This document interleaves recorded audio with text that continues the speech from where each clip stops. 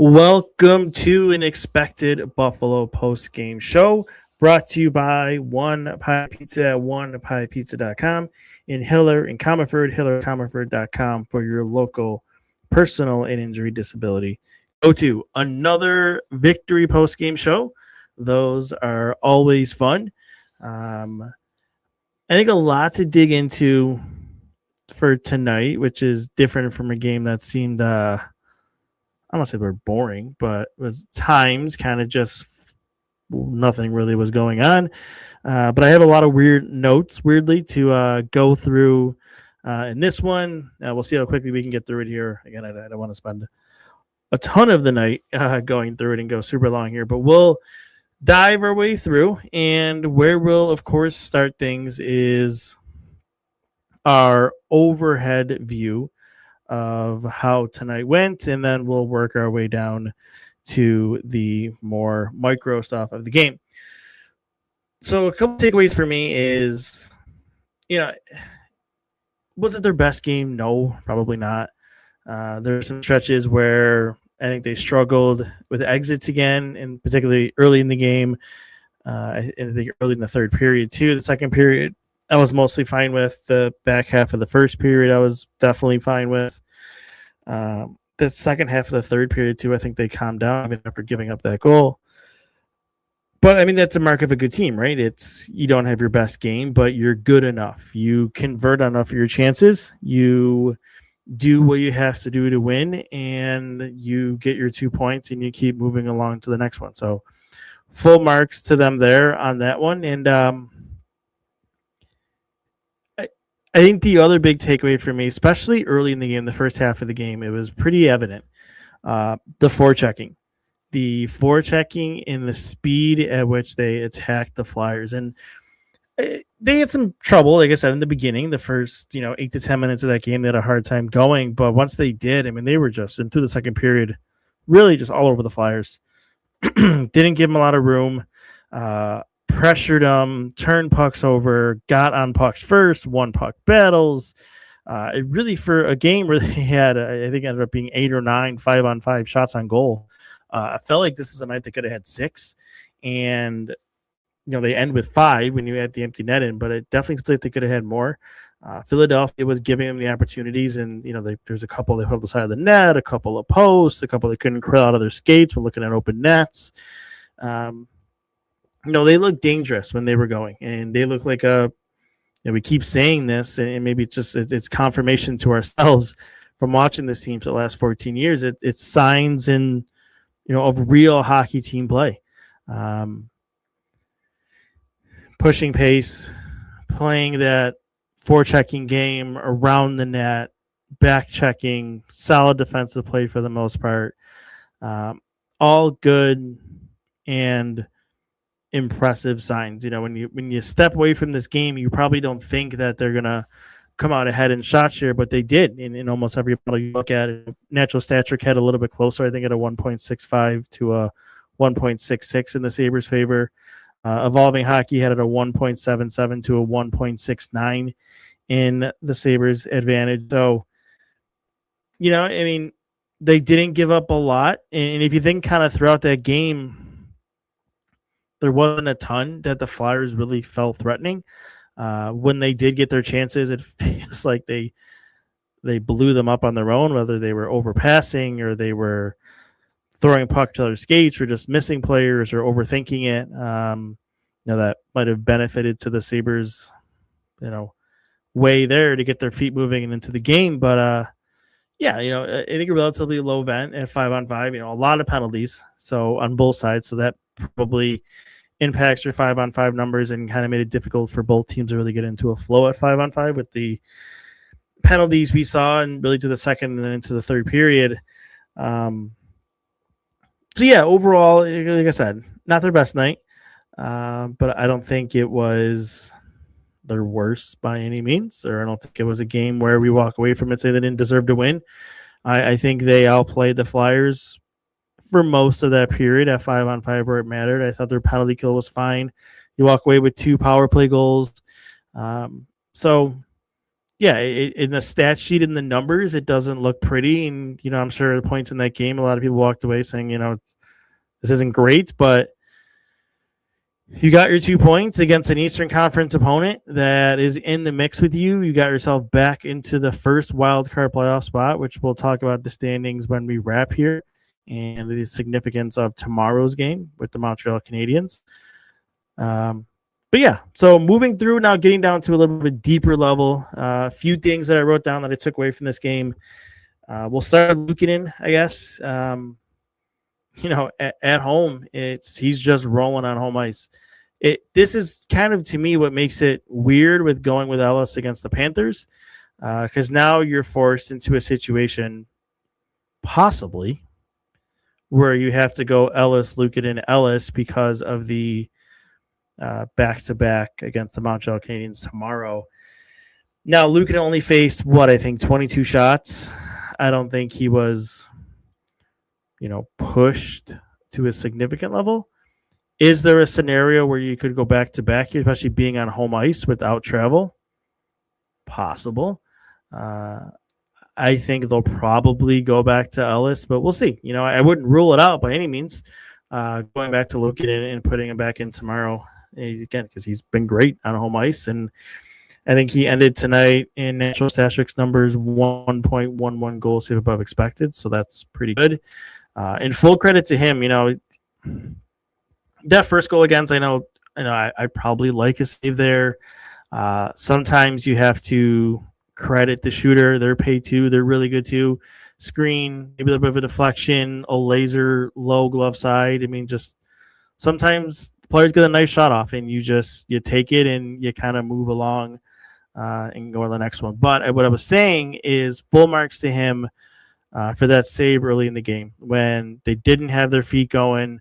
Flyers were pushing to a degree. I don't think anything crazy, but he makes that great post-to-post save, keeps it 0-0, and then they're on the board. I don't think too long after that. So it's a lot of what we've talked about when we're going to all these goaltenders, and when they are playing well, it's those timely saves. And timely save doesn't mean in the third period when you're up a goal.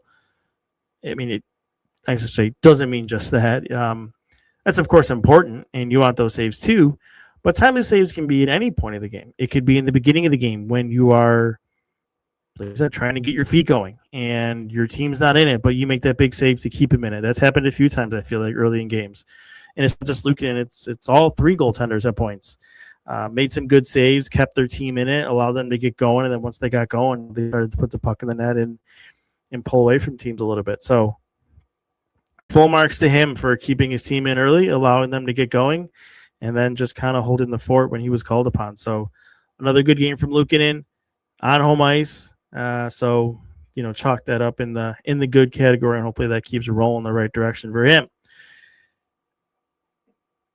Let's go to the forward lines next. So we had some changes, particularly I guess you could say all four lines went through changes. So it's in the middle six, but the middle six is really what I wanted to focus on. And by that middle six, I mean your Doan, Norris, Ostlund line, and then your Quinn, Zucker, McLeod line. And both of them worked tonight.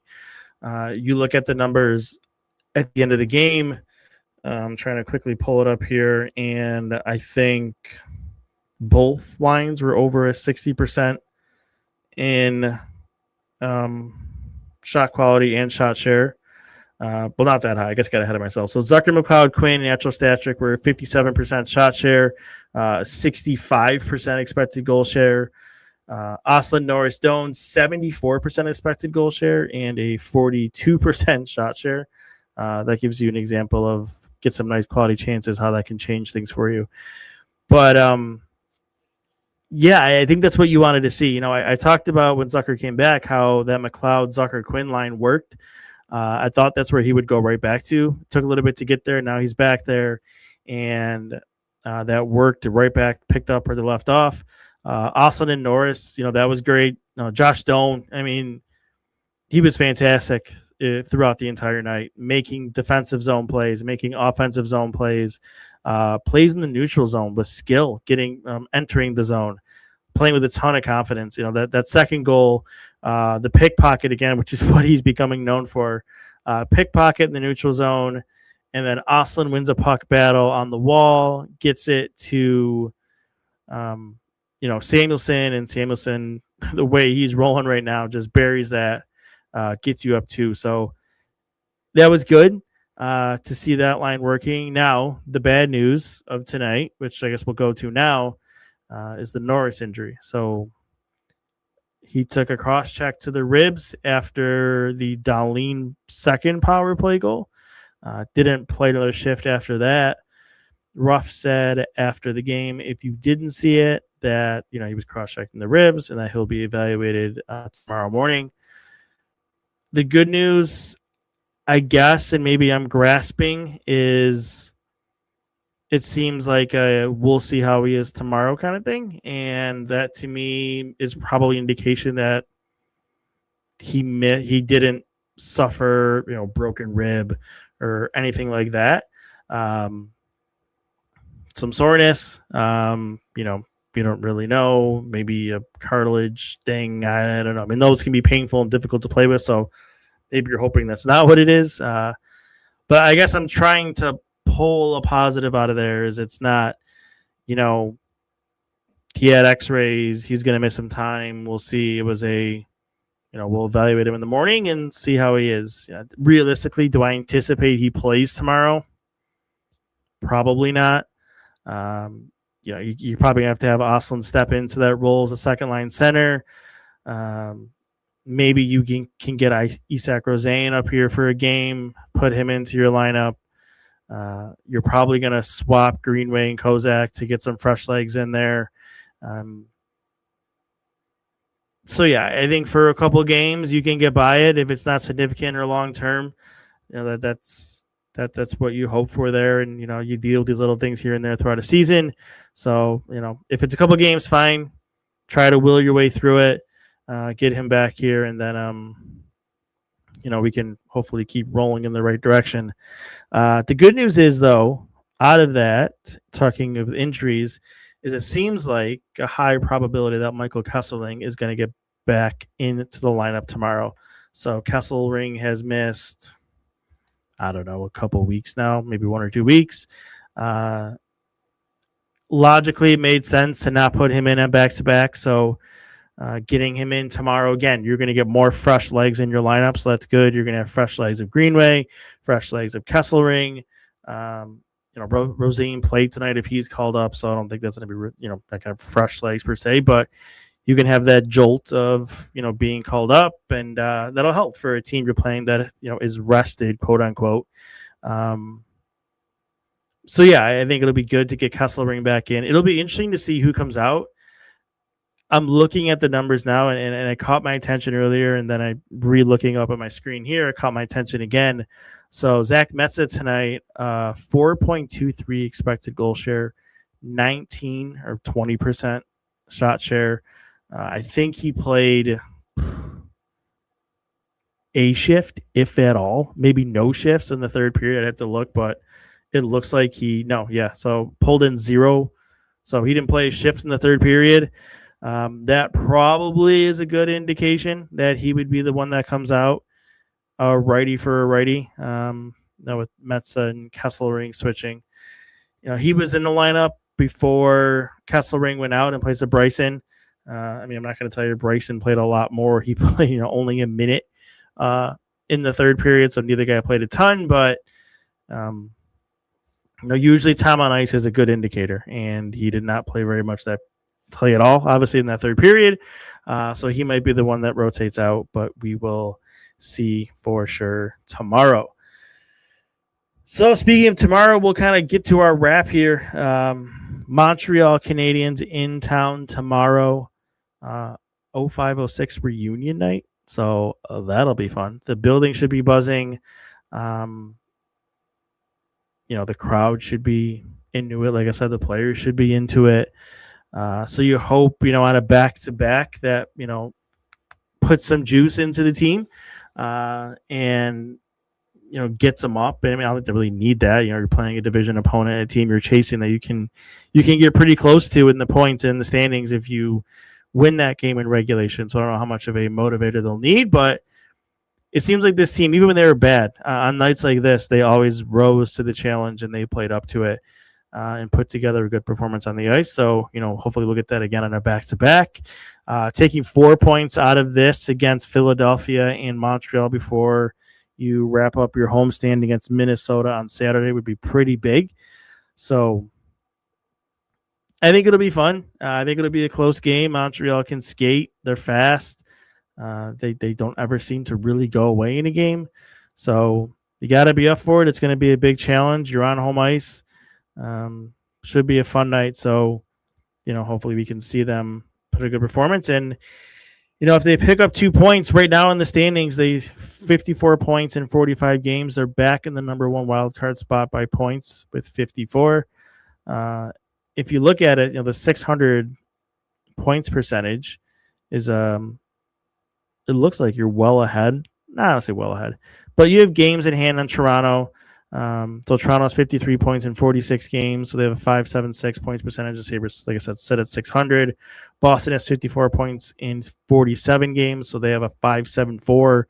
So technically, if you're going by points percentage, it would either be Pittsburgh or Philadelphia. That's that wild card 2 team right now.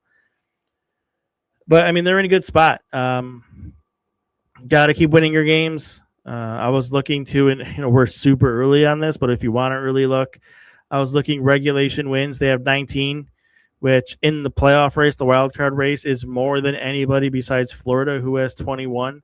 So that's your first tiebreaker. So that's a good spot to be in.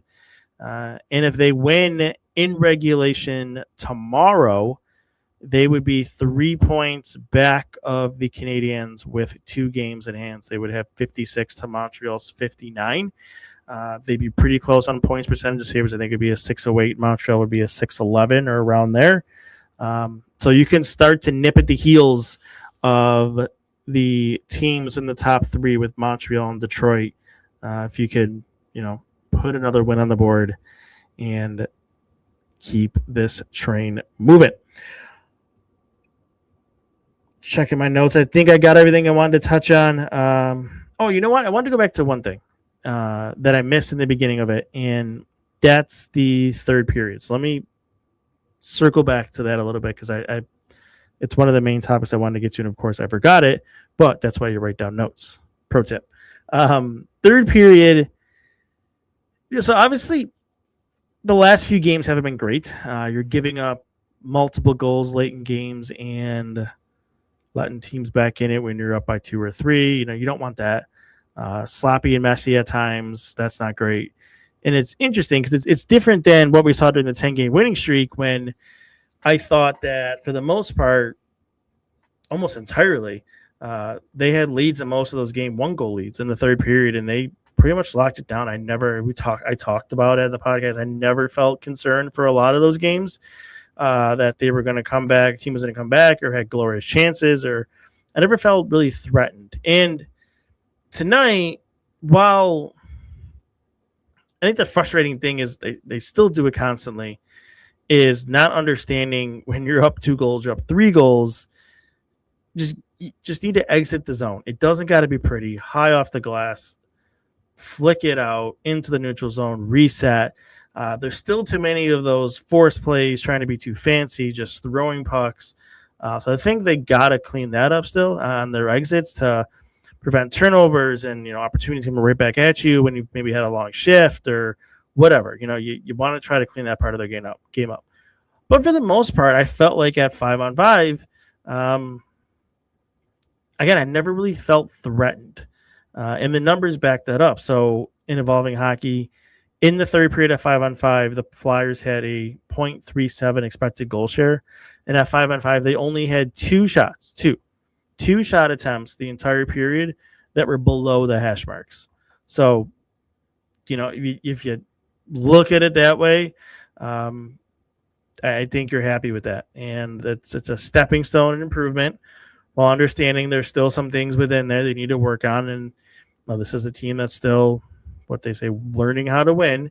And they're doing a good job with it. And they're, getting these over the finish line. Sometimes not pretty, but I think today was a good step back in the right direction.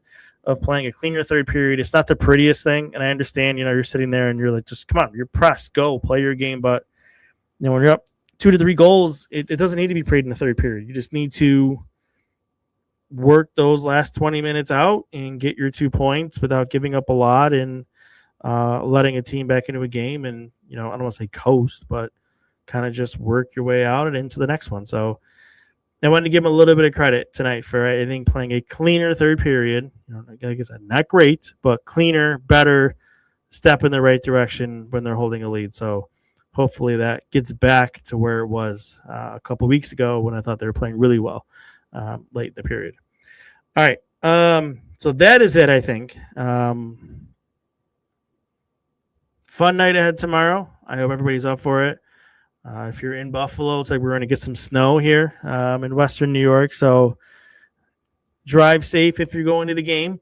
And even throughout the day, it seems like we're going to get a little bit of the white stuff here when it all melted. We're going to get some more snow on the ground. So, yeah, thanks for listening.